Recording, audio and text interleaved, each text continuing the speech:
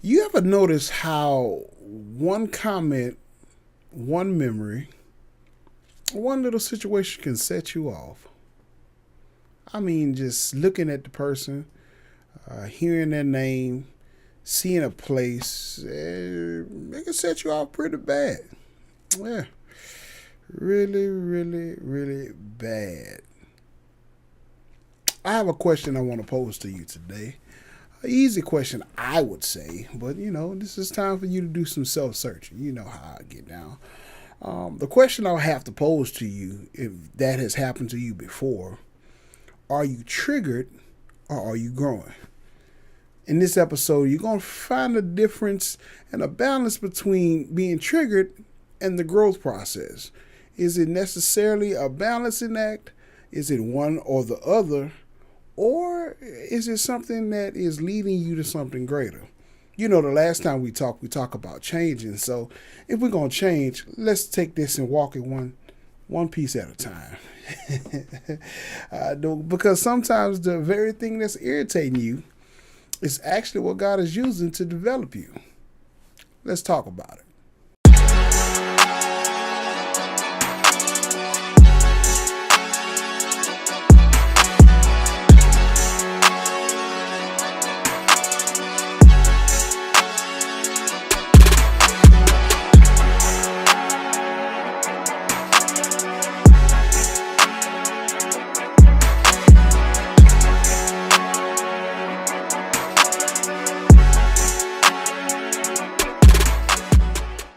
When we talk about being triggered, most people immediately think of pain or offense.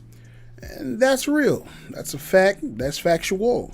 Triggers are emotional reactions tied to unresolved experiences, no matter whether it's a loss of a relationship, loss of a job, loss of possessions, loss of a loved one. Triggers do exist. But let's be honest, sometimes we label everything as trauma or triggering when, if you were to be really honest, it's just conviction, growth, or accountability knocking at our front door. You know that word accountability is that thing that fits everybody, but nobody wants to wear it. It looks good on everybody, but nobody wants to sport that outfit. That's just my thing, but But I've learned that being triggered isn't always a bad thing. Nah, sometimes the thing that triggers us is actually the greatest mirror. Let me tell you about 3 different things when it comes down to being triggered that just may help you along this road, right? Number 1, triggers reveal what's still tender. They expose where healing is needed. And if someone or something keeps striking that same nerve, maybe, just maybe, that's a telltale sign that that's a wound and not the person. Because this is what I found out. Triggers can be set off by anyone or anything. And often we let loose or unleash on the person for bringing up such a trigger, but we never deal with the actual wound that they hit. So triggers can often reveal a tender spot in our life. But then number 2, every reaction is actually information. What you talking about, Henderson? You sound like you just rambling off. No, check this out. Before you clap back and shut down when that trigger is hit, ask yourself this question. What is the moment trying to teach me about me? That's a moment. That's a very strong question, because of course it's easy to just ramble off. It's easy just to clap back. It's easy just to pop off on anybody that hit that trigger. But what is this moment trying to teach me about me? What have I not dealt with that this moment is really trying to show me?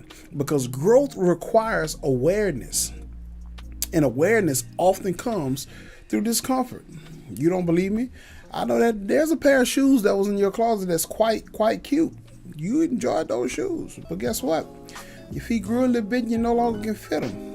I tell you what, try to slide your feet in them and see how bad they hurt. It's a part of that awareness piece that lets you know that, yeah, you can't fit those no more. Or, your favorite shirt, it looks great on the hanger. When you put that outfit together, it looked amazing when you held it up, right? It looked really, really, you knew you were going to get them. You know they were going to turn their heads. But when you put that shirt on that once fit, you got like this weird Winnie the Pooh thing kind of going. I'm not talking about you. I'm not body shaming. I'm a big guy myself. However, that shirt don't quite fit. And the truth and reality is it's not hitting the same. And that's simply because awareness often comes through the avenue of discomfort. seeing what you don't want to see, dealing with what you don't want to deal with. But again, if triggering reveals what's tender, and every reaction is information. Number 3, not all triggers mean trauma. Some actually mean transformation. Well, what are you talking about? Sometimes you have to deal with what has set you off to realize that you're actually in a place of what we talked about last time in that changing process, right? Sometimes uncomfortable feeling is just your old self resisting the new version of what you're trying to become, what you're growing into, what God is setting you out to be.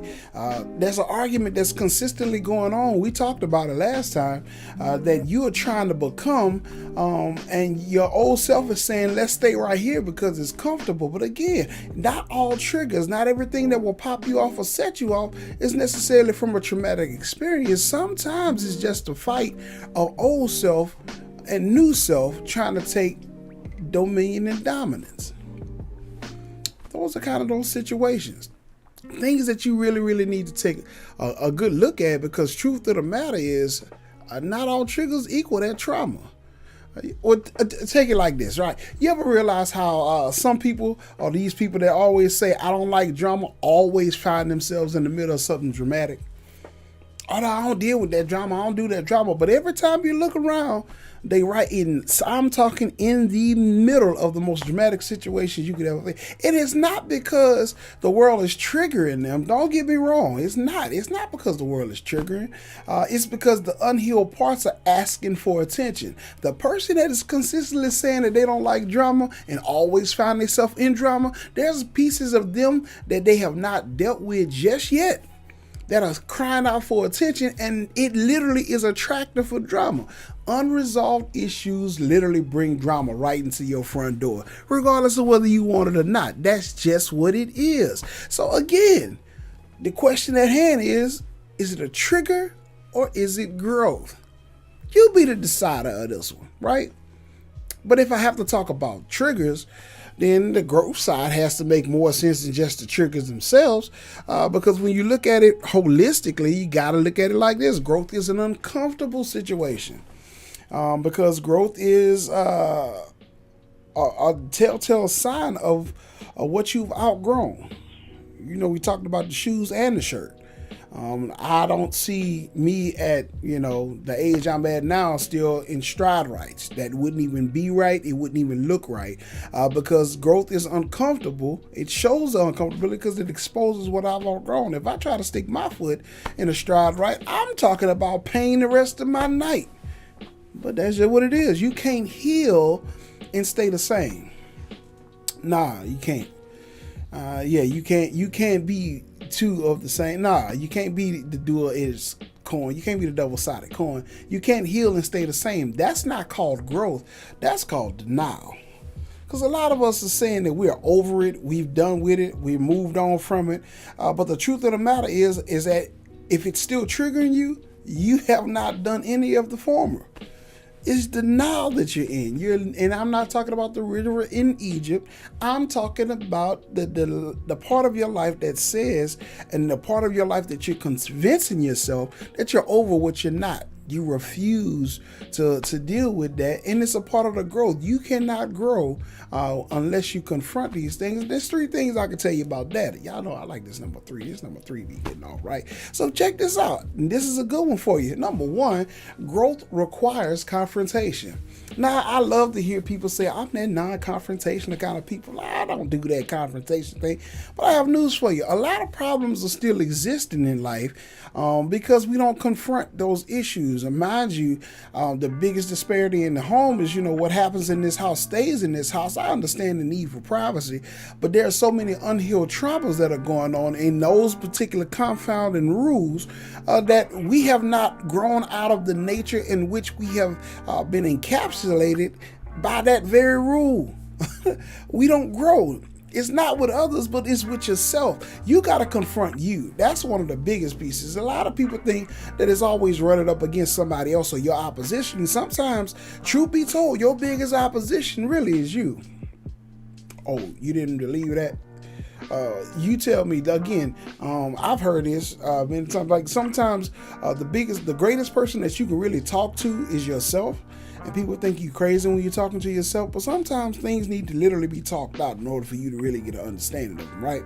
But again, that confrontation is not with other people, but within yourself, because you cannot fix what you're not willing to face. It's not going to happen. I promise you it won't happen. You say what you want to. I tell you what, let that oil light come on. And you keep riding on it. And you keep riding on it. And you keep riding on it. I promise you at one point, you're going to go to start that car and that entire motor's going to lock up because you did not address when that check engine light came on. When that oil light came on, it was time to go get an oil change.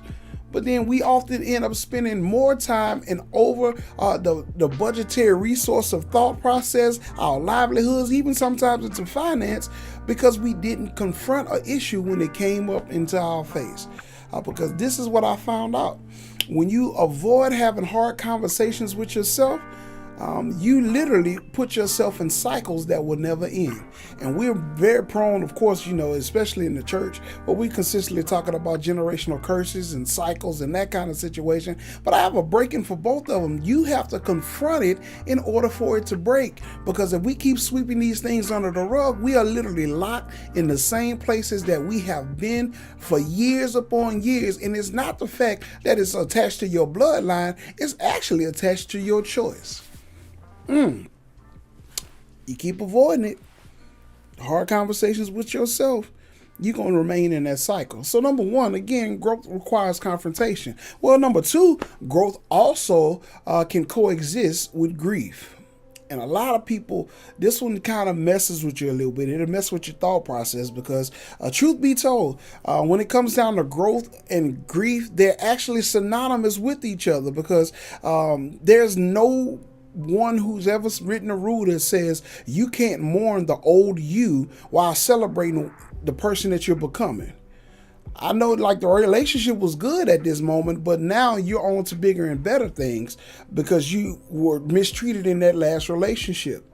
I know they laid you off this job. I know it was a good job. You enjoyed the coworkers that you was with. They didn't really have a reason to let you go, but there's another door that's opening on the other side. Of course, it's uncertainty in the future, but there's a synonymous energy and a balancing scale that you really can use if you learn how to grieve what you had, but celebrate at the same time, even more so, what you can have. That's the duality of it. It can coexist at the same time. A lot of people just say, get over it. No, traumatic experiences in your life are not that easy to get over. When you lose something, it can trigger grief. It doesn't matter if it's a loved one, if it's a job or relationship. If you lost $1 bill, you'll grieve over that dollar and drive yourself crazy looking for $1 bill because losing something would enact that emotion. So they can coexist. But this is what I found out. Letting go of what was is also a part of that healing. It's a part of the healing process. Moving on into growth. So again, number one, growth requires confrontation. Growth and grief can coexist, but this is one that'll mess you up if you allow it to, because if you got this far into the video, you kind of into this conversation, right? Healing isn't a linear process. A lot of people think that healing is a straight line. That is not the case. Healing can't be a straight line because some days you're healed, some days you feel great, some days you're trying to just make it out the bed. Some days you are excited about what the day is to bring, and some days you just want to sit back and pray for rain because the sun is shining too bright. Sometimes you feel like a nut, sometimes you that's Almond Joy Mounds. That's old candy. Like, I'm starting to show my age. Don't worry about that. But it's not necessarily a linear process. And that is okay to have both of those days. Because growth doesn't always feel good, but I found out that it's always worth it. It's going to be some highs, it's going to be some lows. But this is what I heard. If all in perspective, where you sit determines what you really will see. Now, this is the kick. This is how you reset yourself. Because if you learn how to navigate in between that linear place, the unlinear place, shall I say, and the highs and the lows, you can appreciate in both seasons where you are. Because this is what I said, the sun can't shine always, But people say that, and that kind of sounds depressing, because if the sun continuously shines, it causes a drought. Well, every day is not a rainy day. Well, if you go too long with rain, it floods. So you need the highs, you need the lows to balance yourself and keep you in the place of being just simply a human being. So again, growth requires some confrontation. Growth and grief can coexist, and healing is not a linear process. It's not. But this is the fun part, right? How is it like in these moments, in these different devices of what's going on in that particular case, we find that when God starts pruning us and starts clipping some of these dead spaces away from us, this is what happens. We start to tears. Oh Lord, why is this happening to me? Oh my God, I didn't do anything to deserve it. Check this out. And God's sitting there like, I just clipped the dead spot, because the sun was trying to shine on this spot that wasn't getting nourished as well. So I had to clip off this dead part in order for the sun to shine to keep you growing. Because I'm not punishing you, I'm actually positioning you. Oh. You're not being punished because you were triggered. You're actually being positioned for better growth. My grandmother used to grow, my mom used to grow these ivy plants. And you say ivy can grow anywhere depending on where you put it, but it grows better when you have it somewhere in sunlight. It needs that nutrient. It needs that. And sometimes even going through a trigger, it's not that you're going through a punishment. Nah, it's a pruning process. You're not being punished, you're being repositioned. Remember that part. That'll hold on to you. So, if there is definitely a side of triggers, a side of growth, I gotta have a resolve to come to all of this. That's just what it comes down to. If you want to grow, you gotta learn how to manage these moments. Use these moments not to beat you down, but to coach your growth. Your triggers can either control your day or they can coach your growth. Your triggers can either control your day or they can coach your growth. Well, I got 3 more things. I told you I like this number 3. 3 is a very, very workable number. It's a doable number, something that you can always keep with you, right? But number 1, pause before you react, because emotional intelligence starts with stillness. Not loudness, not boisterous, not blowing your chest out, but emotional intelligence starts with stillness. When you feel triggered, don't rush to respond. Breathe, reflect, decide. That's a number 3 again, I know. Breathe, reflect, and then decide. And then number 2, once you pause before you react, name it to tame it. Yeah, I feel like rhyming today, Dr. Seuss. Name it to tame it. When you can articulate what you feel, you can take back authority over it. Feelings are unnamed, feelings that are unnamed will dominate your behavior. So when you can't articulate the fact that you're mad, you know the symphony. You already know how that goes. You say, "Are you okay?" And I'm fine. Are you okay? I'm good. No. Name that. Identify that, because this is what I found out. I said it earlier, what you refuse to face, you can never fix. So if you're mad, it's okay to say, I'm not really happy right now. I'm upset. I'm frustrated. I'm bothered. I'm name that emotion, because only then, if you name it, you'll be able to tame it. You'll be able to get over that emotion. You got to do that. You have to do that. So again, pause before reacting. That's number 1. Number 2, name it to tame it. But then number 3, transform reaction into reflection. Ask yourself this question: what did that moment reveal about me? Sometimes your next level is locked in your last reaction. What did that say about me when I reacted like that? Because sometimes we find too much satisfaction in popping off and doing what we do. I done said my piece and I did that. And then we never often go back and reflect. But this is how a lot of people have gotten in trouble, because of their reactions. And then you, of course, with your thought process, in your anger, have the audacity, nerve, and unmitigated gall to say that somebody else overreacted when you didn't even consider how you responded in that last moment. What did that reveal about you? It should have revealed to you a couple of things. Number 1, that you still are not over what you said you were over. Number two, that your reactions have control and master over you. And number three, that you are literally a loose cannon ready to pop off at any given moment. It's interesting. Like, I'm gonna tell you, like, this is the last one, and I promise I'm on my way out of here. But you ever scroll on social media and you get mad about something random you see?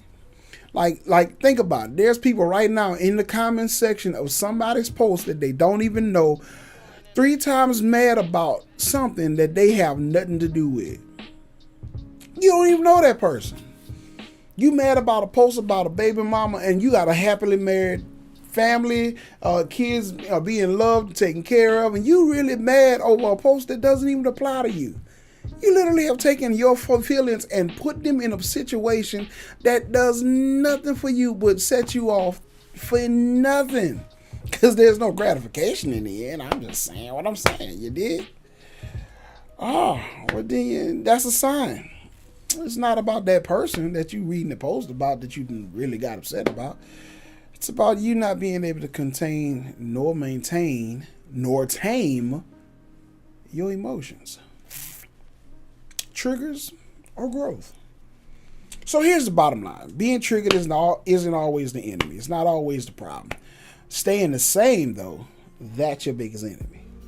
Yeah. Your triggers can become teachers if you stop running from them and begin to embrace them.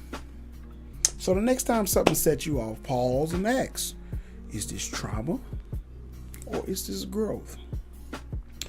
Because sometimes what feels like offense can actually be opportunity. You can't heal what you keep avoiding. And you can't grow if you keep defending your wounds. This week, my challenge is simple. Simple challenge, right? I challenge you to notice your triggers.